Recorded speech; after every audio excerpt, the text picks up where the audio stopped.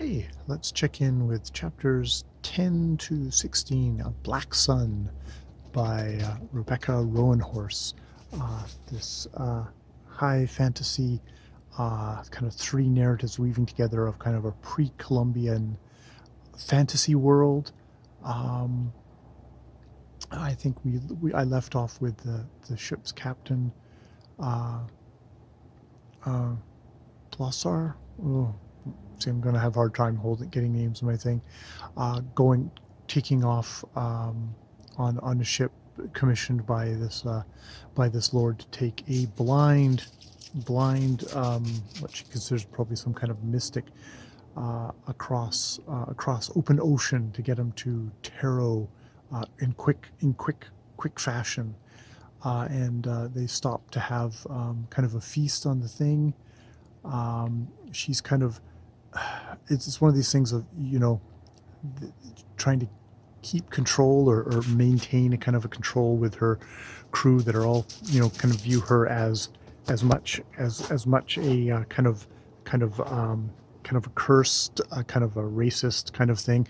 At a certain point, they're like Teva, Teva. They start chanting because they're thrilled to have her, but it's like they're saying Teva, Teva, which is like it's like chanting like white, white, or black, black, or Mexican, Mexican. It's just like, okay, that's or Jewish, Jewish. It's like, okay, you can see, you can feel the very kind of double-edged sword there. um Seraglio, whatever his name is, the blind mystic guy, he comes out, spooks the hell out of them, the crew. She kind of takes him off and chats with him, and kind of gives him food, which he's not really.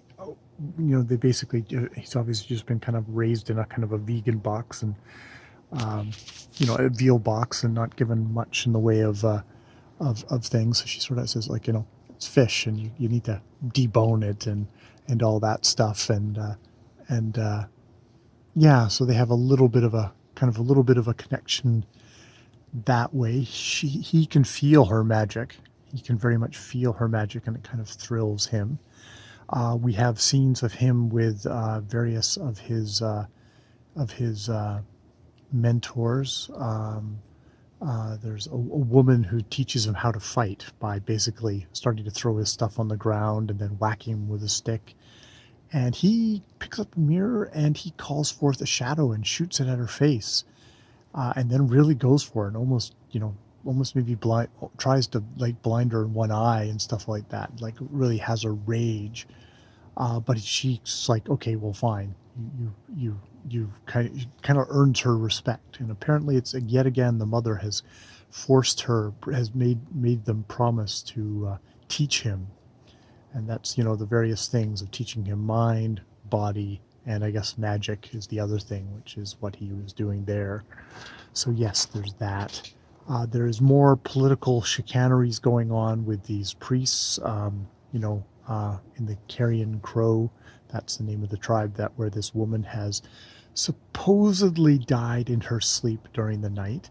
But her underlings, or the people under her in the priesthood, are all trying to kind of sabotage her, diverting a council over and saying, like, oh no, she's in mourning at the moment, I'll be taking care of the meeting, and kind of taking control. You can tell that there's like major political bullshit going on here. A wrestle for power, and it doesn't look like she's doing that great in actually kind of holding it together. She's getting undermined at everything, and doesn't really have anyone to trust. I'm not quite sure what her power base is for any of this, or whose levers she can pull. And then we switch to a new character, which is a guy. Turns out I think it's a Carrion Crow guy who's at the school, where a friend of his comes there and says, your mother is dead and she committed suicide. And it's like, your sister said that she died in her sleep, but actually she threw herself out the window and into the river, and her body was found. But her sister didn't want the shame and kept it quiet, which apparently it's not a big taboo thing to, like, for old people or infirm to kill themselves. But his mother was in her prime, so it's like, why would she have done this?